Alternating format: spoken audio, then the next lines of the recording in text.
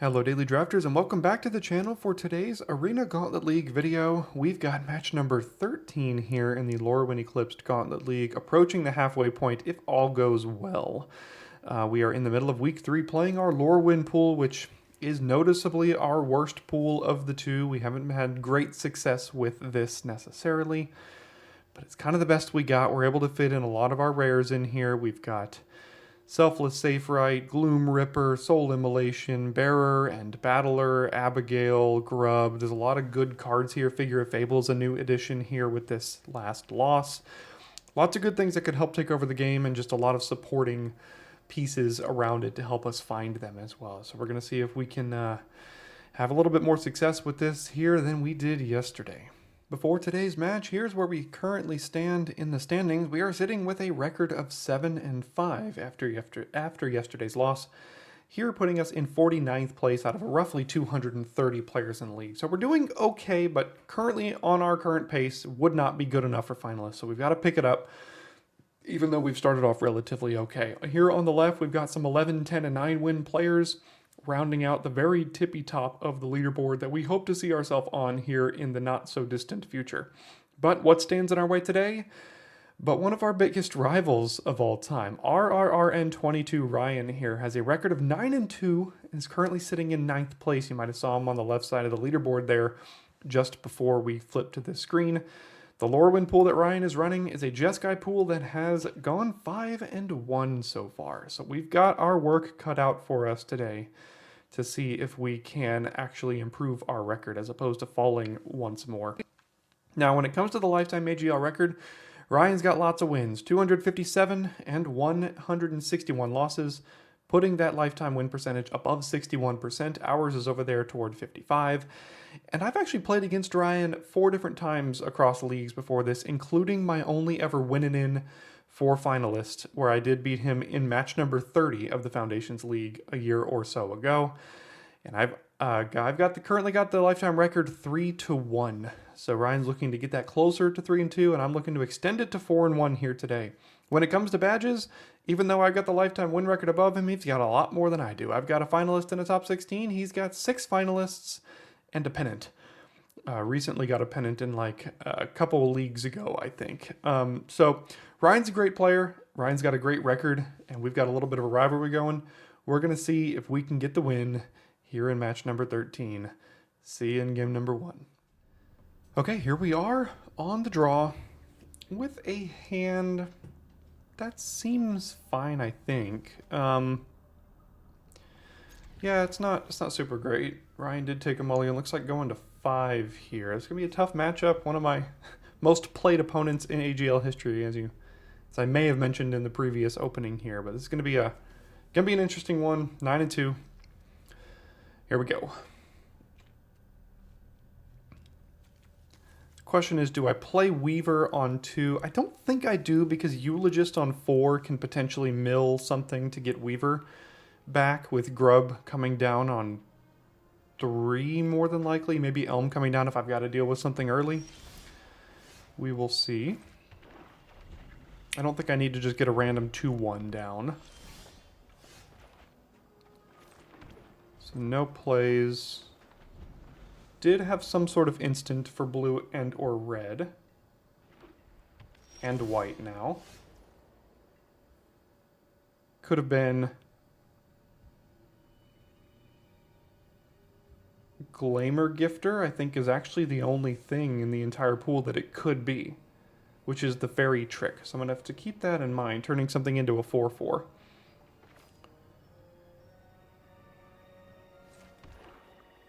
Yeah, I'm fairly certain that's actually the only thing it possibly could have been there. So, Elm or Grub here. Let's do Elm.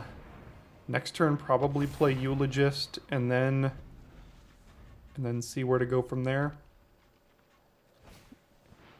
Okay, double striking 1-4.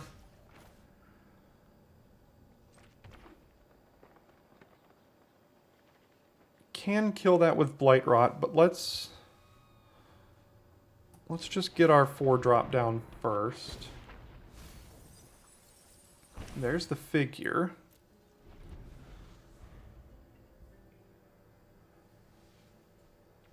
Could be something we could get back, though playing it on turn 5 or whatever is a lot worse than on turn 1.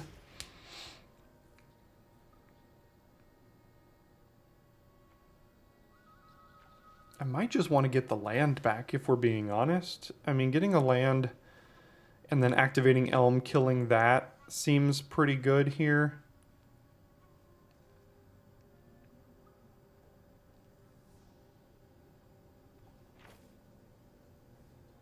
Then I have a couple attacks. I have to get hit for 6, but the Blightrot can hopefully take care of that at some point here.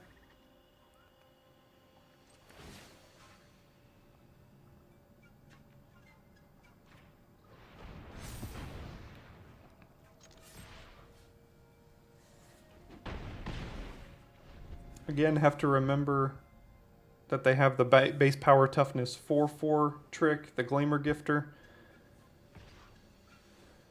which could potentially turn this thing into a very large beater at some point.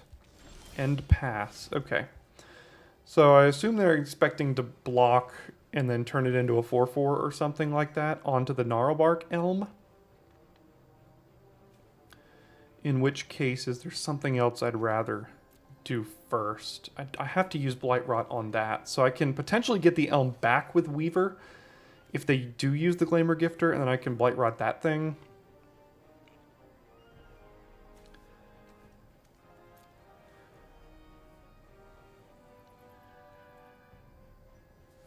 Because the Glamour Gifter could also, if I attacked with the Weaver, trade for the Weaver, which would make this Weaver a lot worse. I don't think I want to attack with that.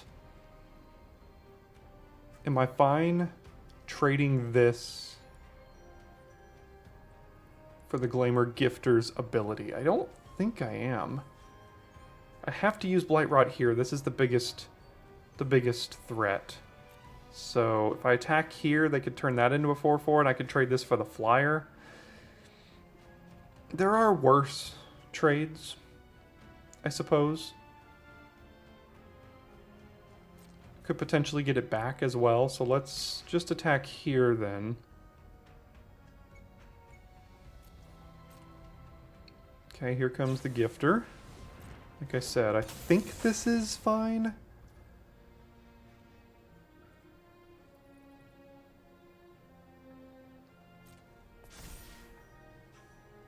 So they double block, I trade this there.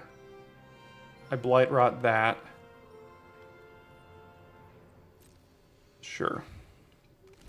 At least I got the trick out of their hand here.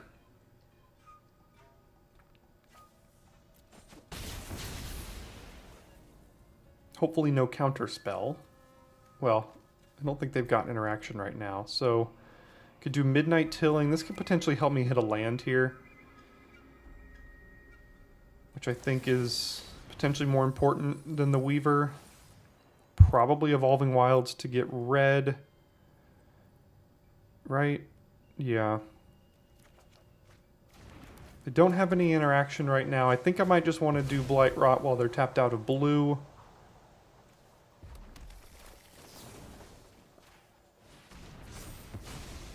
Okay. Pass it back. Rooftop Percher. Sure, that does make my Weaver a little worse potentially. Depending on targets. Figure is gone now, but I can still get Luminolisk or something. It's not too bad. Alright, if I attack with the Elm and they double block, I could feed the Flames. I don't even know if I would want to. I could probably save this removal. Let's actually start by doing Weaver. Getting back Luminolisk.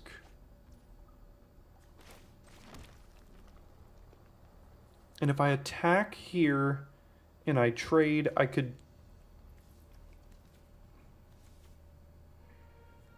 I just want to play this turn.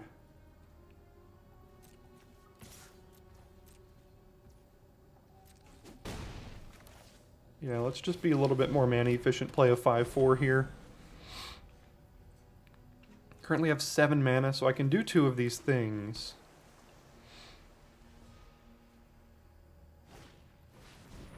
Okay, Eclipsed Marrow could potentially like ruin double blocks with Feed the Flames.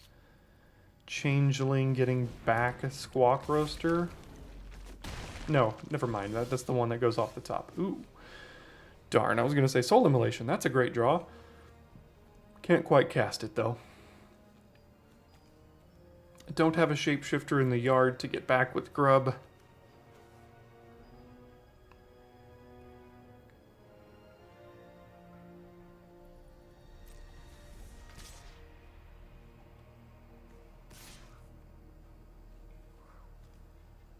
They can double block, but then I could use Feed the Flames. Do I want to use Feed the Flames on something like this? Good news is I could Feed the Flames the Changeling and they don't get the Impulse draw here, so it's also not bad if they choose to double block that way. Yeah, that's what I thought.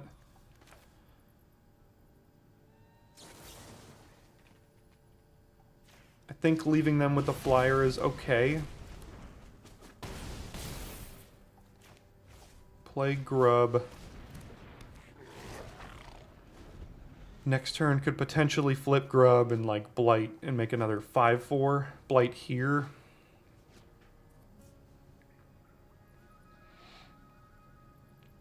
Luminalis currently gaining 2 life.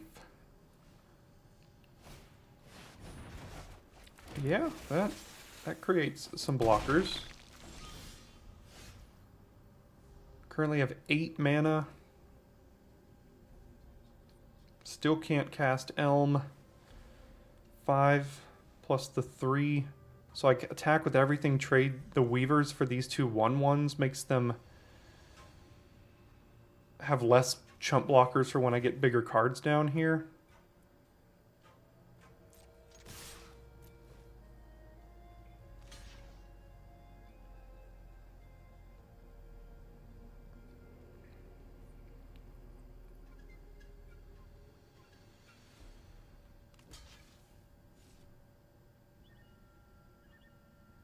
Has to trade with at least one or else it's lethal, so one's going down for sure.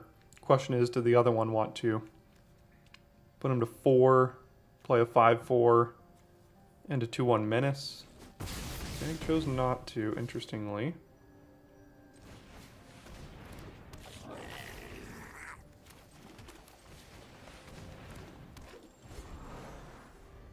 Wonder what that last card is that wanted to keep one of these around here. Might have just done that knowing I have a lethal menace creature on the backswing. Not sure. Let's see. Oh goodness, I don't know what this could be. Collective Inferno doesn't have flash.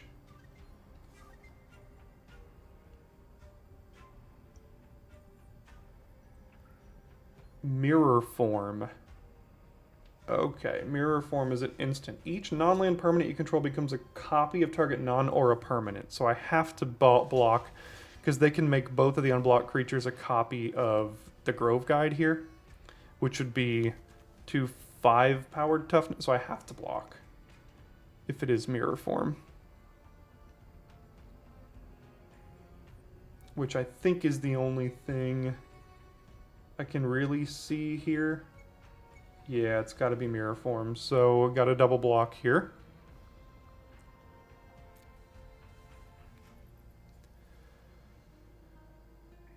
And it looks like I read out the Mirror Form. I'm going to ask him after the game and see if that was it. I'd be very proud of myself if I was able to kind of pull that one out, knowing it could have been Mirror Form. Okay. So kind of a tricksy Jeskai deck here. Slumbering Walker, so Graveyard Hate might not be the end of the world. Is this my pool with the Flock Imposter or Rooftop Percher? It is. That could actually be decent. The size of creatures was actually pretty good. They have a lot of 1/1s, so this Informant is looking pretty bad. Any other X1s that are not great here? Grub is still fine. Got a couple flyers as well.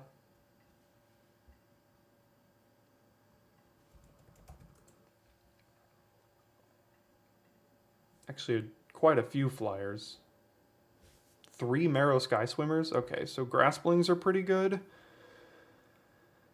What's not very good then? Grove Guy did well that matchup. I just think it's kind of... It serves the same purpose of better cards in this matchup, so I think it coming out is okay. I think the Weavers are still fine, even though they've got 1/1s. They're just some extra card advantage that's still pretty good. Everything else seems like it looks pretty okay. The Eulogist is kind of whatever, but I mean, it's fine. Maybe I only need 1 Graspling. So a Percher and a Graspling to help deal with their flyers in their graveyard, I guess.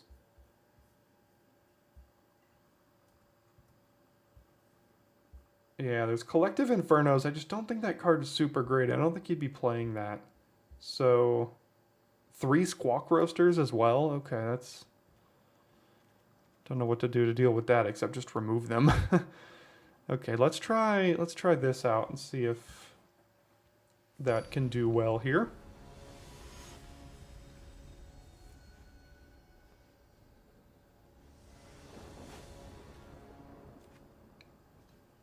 All right, figure on 1.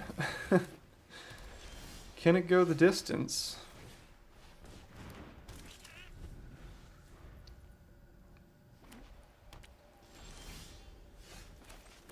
Interesting. Okay, so there are 2 keep outs which deal 4 damage to tapped creatures, and I don't really want to expose this to that.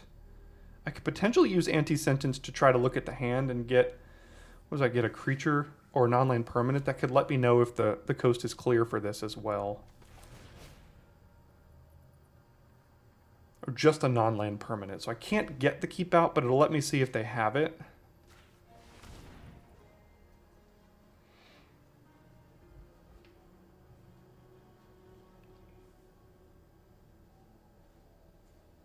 Could have Glamour Gifter as well, which could eat this. So I get to see kind of what I'm dealing with here. There's the Glamour Gifter and the Keep Out. So it looks, and the Mischievous. Okay, so I definitely didn't have good attacks with the figure here. Knowing that he's got Keep Out. So what can I do that messes up the most here?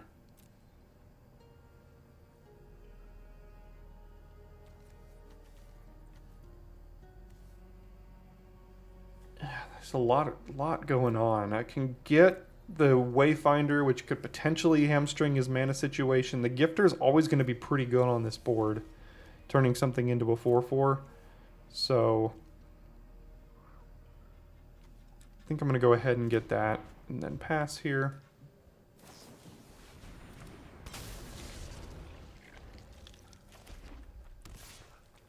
Okay, no blocks.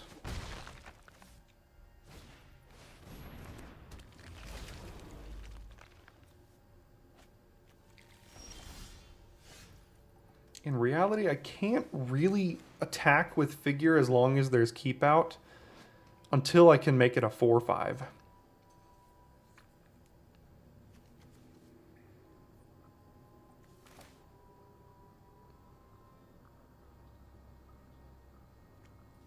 So let me just play safe right here.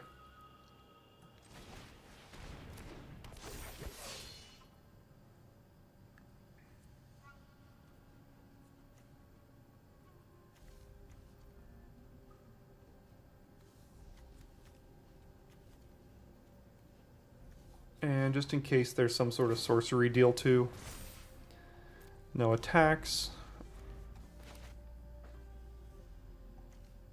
I was going to say I can trade off Safe Right, but can't get anything back with the Weaver. Feed the Flames. Not bad here. Probably want to get rid of Rhyme Speaker.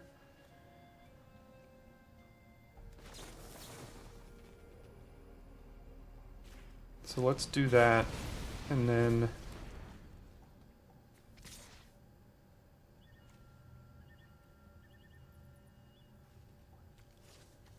yeah, no attacks. I'm in a weird spot where, like, if things die, I don't have 3 creatures to get it back, but if things do die, all right, there's a better target for Feed the Flames, unfortunately. Oh, still can't activate this again. The mana situation getting to us a little bit here. Yeah, this thing's gonna beat me down here.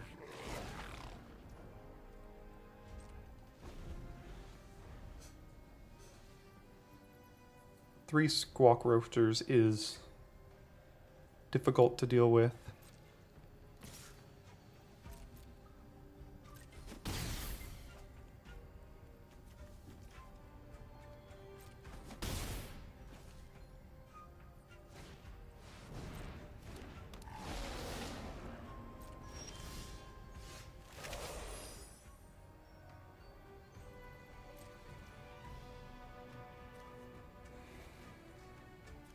Still have nothing I can get back. So I guess we're just playing this. There's all my good cards, wow. Okay, pass, and... Wow, the Gloom Ripper. I just need another land. Getting back a Gloom Ripper is gonna do some serious work. I just have to not die between now and then to this Squawk Roaster. I think I have to... I don't have to chump it right now, but... I suppose I can trade for this Flamecaster and take 6. I don't think this is a grub game, necessarily.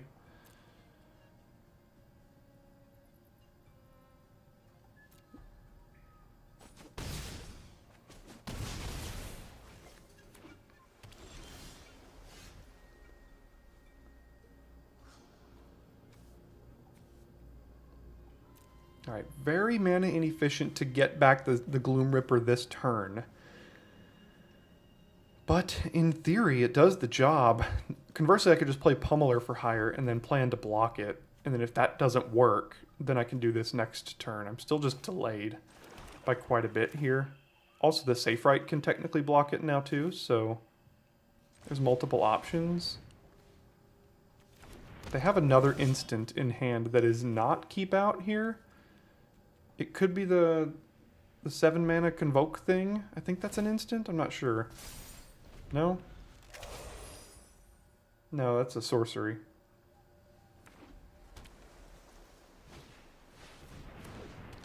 Okay. Yeah, down goes Gloom Ripper. I did it one turn too late. They did have the Percher with the Weavers. So they got some good stuff. But I do have Pummeler I can still get, which is good. Does this have Vigilance? It does. Am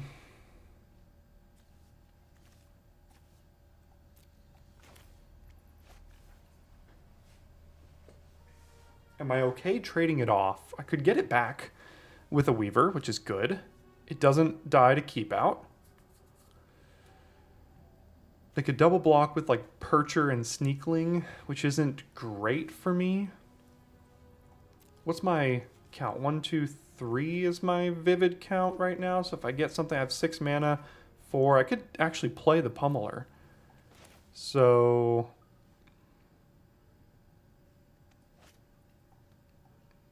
I don't think I want to trade this for I could trade it for Percher. I think that's okay, actually.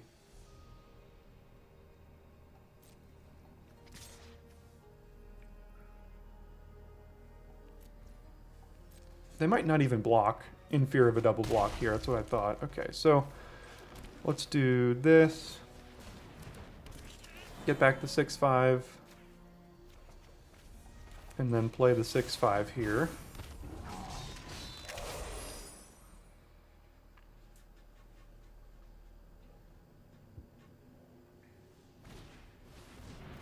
Not a horrible top deck. Now they've got 4 Vivid... Oh, goodness. That's brutal. That's a brutal find. 7 mana's got Convoke, so 4, 5, 6. They can do it this turn and hit me for a lot.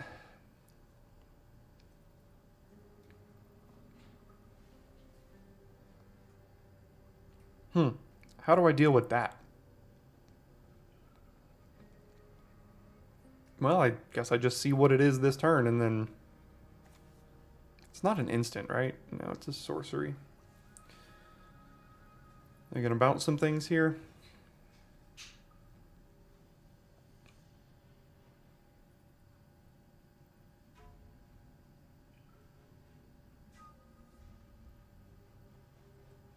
kind of hamstrung on green mana to get this figure up to being relevant to get out of the range of everything here, but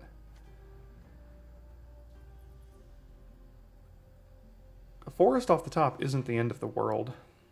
Because these don't, this isn't the stun one, this is the bounce one, right? Yeah.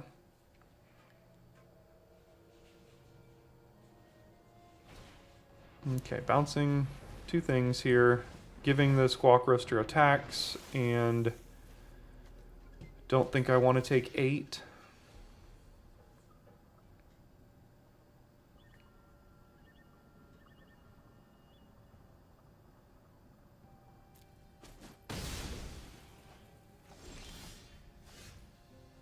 Cinder Strike is actually quite good here. Yeah, it gets rid of the Squawk Roaster very nicely. So I can do these 2 things, Cinder Strike, Blight onto that, get the Squawk Roaster.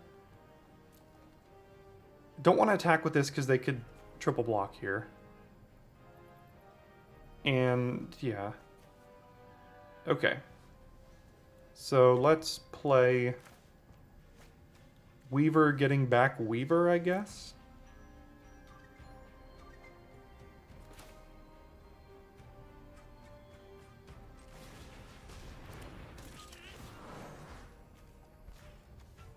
Let's play Safe Right, and then Cinder Strike, blighting down Squawk Roaster. I think just putting it here is fine.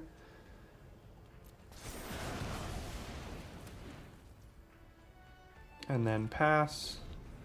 Still just stuck on green mana here.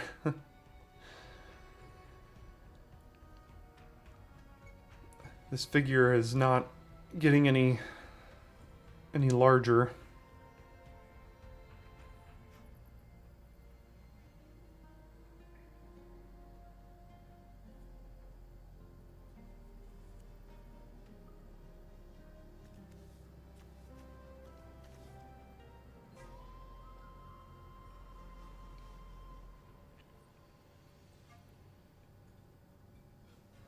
I'm glad I did the anti-sentence earlier to reveal that they had keep out, because that has changed the way I've played this game for sure.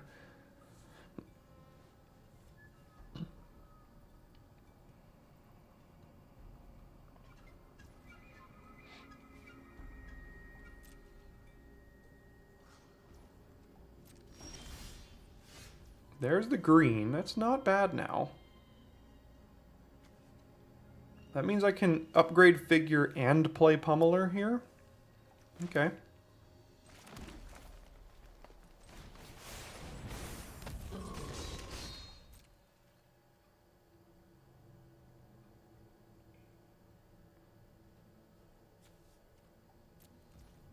We are still kind of stuck.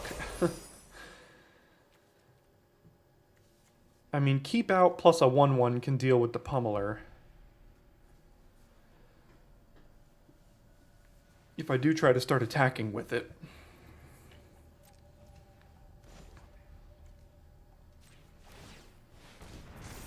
But I can also just make figure into a protection from everything 7/8.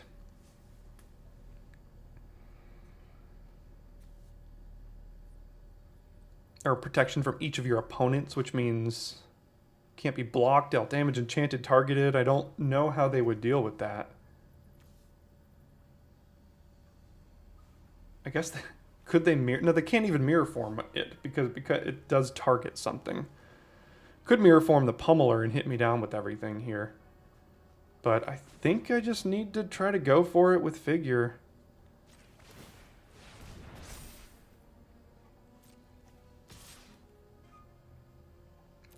And just hope there's no answer for that.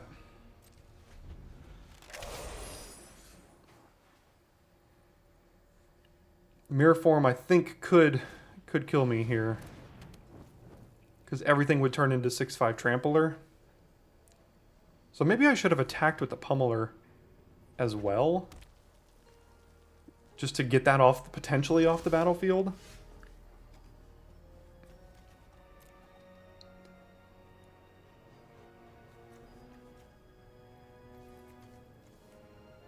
I'm just trying to dodge a mirror form, I think.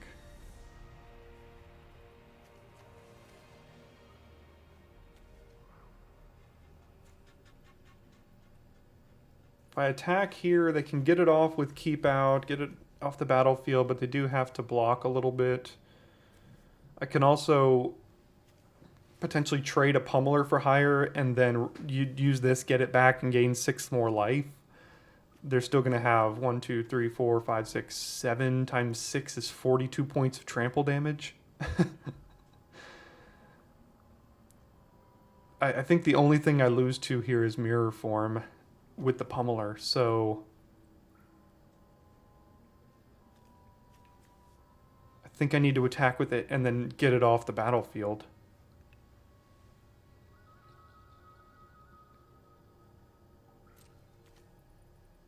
They have some sort of instant now.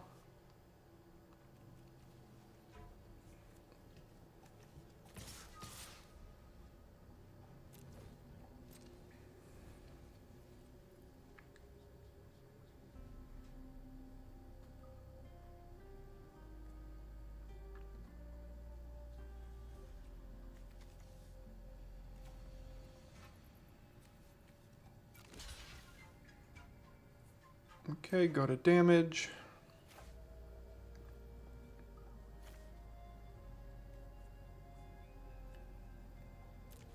It is off the battlefield now.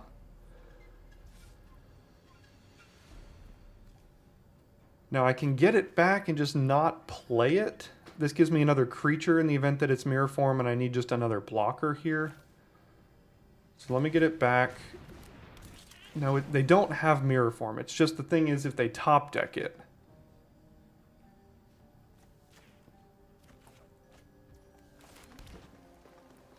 Then I would lose. So I'm just not gonna risk it. Because it is an instant, they would have just gotten priority. So I'm just gonna hold it in hand so they can't get their whole team to have trample.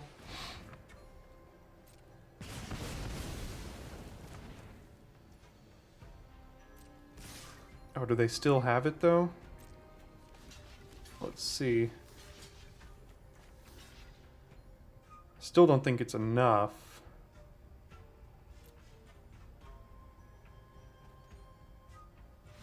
Alright, man. Played around the mirror form successfully.